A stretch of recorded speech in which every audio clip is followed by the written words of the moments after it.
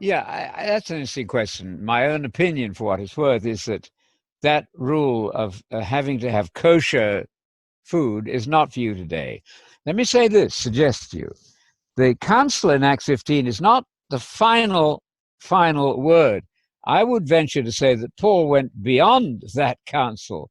So what James prescribed there works well for the time. But are you really going to fuss about the blood in the steak? I would say not. You know, he says if you're invited to a pagan dinner, where presumably the food would not be kosher, if you feel like going, go. Don't ask any questions. James, you know, sent some men down in the letter of Galatians. Some people came from James. It appears that James was less advanced, if you like, than Paul was. I'm suggesting that. This is not a dogma. But otherwise, if you're going to insist that you must have kosher food now, the next thing is you'll be required not to eat pork. And I know he didn't say that there. What are you going to do with the text where Paul says, if somebody invites you to a pagan dinner, go for it. Don't ask any questions. So my strong impression is if you go to the end of the New Testament, Paul is not insisting on having kosher food. What are you going to do today? Are we going to insist on only having kosher food? Now, I think that doesn't sound right to me. I doubt if they got to that point, even at the council. You know that Paul said that he, Paul, is not under the Torah. This is in 1 Corinthians 9:20. Paul says, I'm willing to go under the Torah for the sake of winning somebody. I'm willing not to be under the Torah for somebody else. And of himself, he says in 1 Corinthians 9:20, I, Paul, am not, I repeat, not under the Torah of Moses in the letter. Paul is the model Christian. He's following Jesus, who also freed from the letter of the law. The letter of the law is not the same as the spirit of the law. Under the spirit of the law of Messiah, because Paul said, I'm not under the law of Moses in the letter. I, Paul, am not, but I'm entouraged to Messiah. There's a new law now, the Torah of Messiah. Paul is very much under that, but we're not in the old covenant. So I would simply want somebody out there to help us answer this question. Why does Paul say you can go to a pagan dinner if you're invited and you want to go, go, without asking any questions? Is he contradicting? What is he doing here?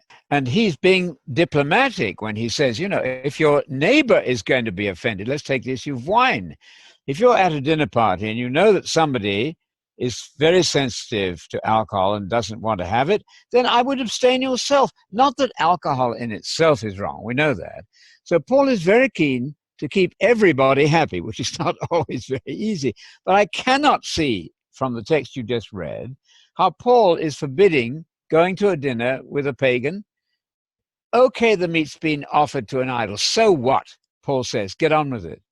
If your conscience allows it. Let's do Romans 14:14. I, Paul, am a Jew, he says, and I'm convinced that nothing is unclean of itself unless you think it is. Come on now. Paul is not reiterating the food laws there any more than Jesus did in Mark 7. Paul says, I'm a Jew. I'm eating whatever I want, all edible food, but I'm not observing the food laws.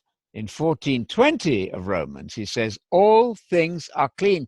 The subject is food. I do not think Paul could possibly be saying there, you all need to be keeping the food laws. If he is, he's beyond complex and ambiguous, and Paul isn't that difficult. I doubt if they even understood it at the time necessarily. But looking back on that, Mark writing much later, of course, than the event there, thus he said, now slightly technical issue here. The King James doesn't get this right. It's a participle there in the Greek, katharizon, cleansing all foods. It's a masculine participle suggesting that he's saying, he says, Jesus says, all foods are clean. I think that's undoubtedly the right translation.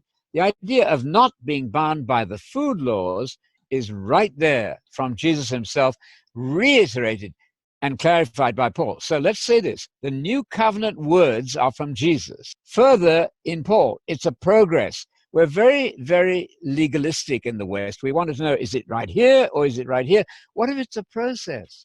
Jesus gave all the words of the new covenant and then died to ratify them, Luke 22:28.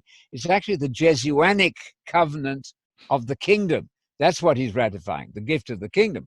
Paul then goes further and explains things that Jesus didn't fully explain, or certainly not in the same detail, but Jesus said that. He said, there are things I can't tell you now. Wait, and later, Paul is massively responsible for a greater freeing from the law of Moses in the letter.